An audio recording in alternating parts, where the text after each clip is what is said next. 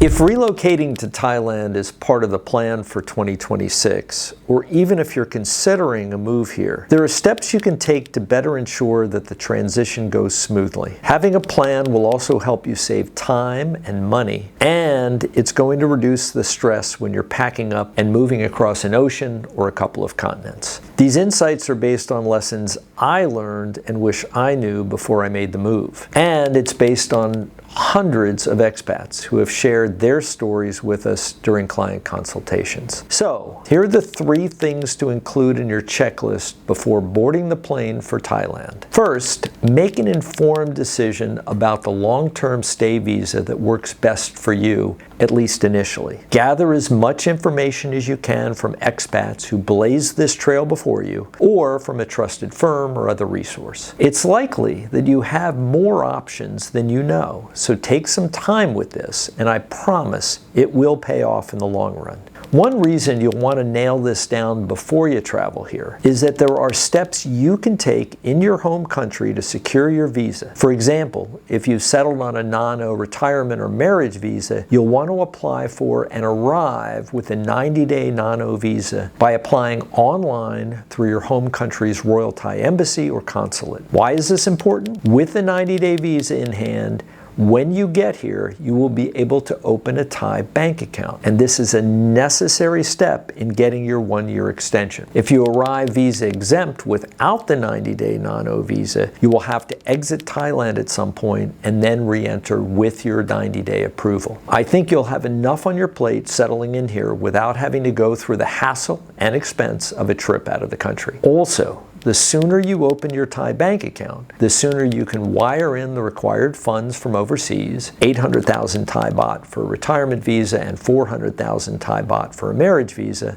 And after the funds are on deposit for 60 days, you can go into your immigration office and get your 1-year extension. I know lots of clients who are relieved to get this completed so they can focus on what brought them here, exploring and enjoying this wonderful country. Now, getting ahead of the curve works for other visas too. If you settled on, for example, the 5-year DTV visa, you can e-file for this through your home country's Royal Thai Embassy or consulate. You'll receive a PDF of the visa approval, and then when you enter Thailand, you'll receive your visa stamp and begin your first 180-day stay. Again, this avoids having to leave Thailand and enter to have immigration stamp you in as a visa holder. Finally, if you've enjoyed some success and qualify for the 10-year LTR visa, you can begin the e-filing process before you arrive in Thailand. You can also start that if you come here visa exempt, and it may work out okay. However, LTR visa applications typically take about 60 days to get approved, and some take longer, and even in some cases much longer than that.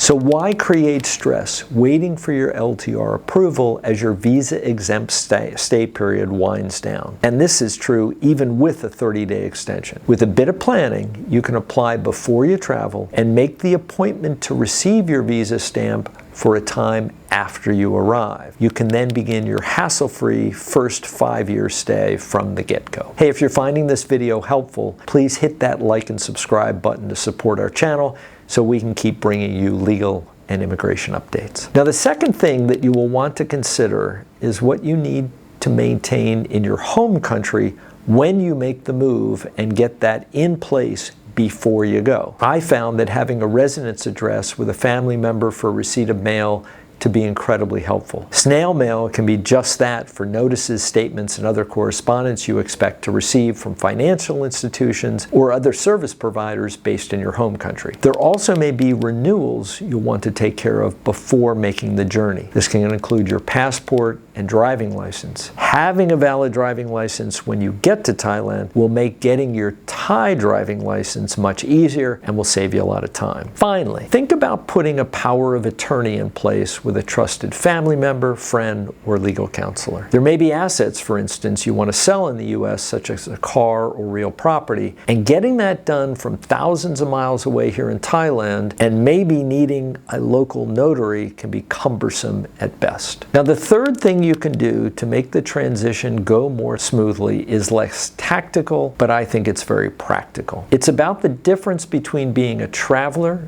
and an expat. As a traveler, it's all about exploring and experiences. As someone relocating as an expat, it's about belonging to a community. Belonging means taking into account the very real cultural differences you're likely to encounter every day here. There's also language challenges and unwritten rules of the road when you drive here. Now, there's not a way to get comfortable with driving in Thailand until you start to do it, but you can get a head start on the cultural and language parts of the transition. For cultural norms, there are good expat discussion groups on Reddit and Facebook. And if you've been coming here for a while, you may be able to enlist friends you've met in Thailand to share their biggest takeaways. Finally, and excuse the shameless plug, but I published a book last summer called Make Thailand Home to give you my perspective moving to a rural village in Phetchabun and starting a business in the heart of Bangkok. And if nothing else, you might find my embarrassing moments funny and useful, and a link to the Amazon site to purchase the book is in the description. Finally, I appreciate that learning Thai can seem daunting. As the old saying goes, a journey of 1,000 miles begins with a single step. And while your learning Thai isn't necessary if you're living in a place with lots of expats, you will find your experience here a bit more rewarding if you can interact on some level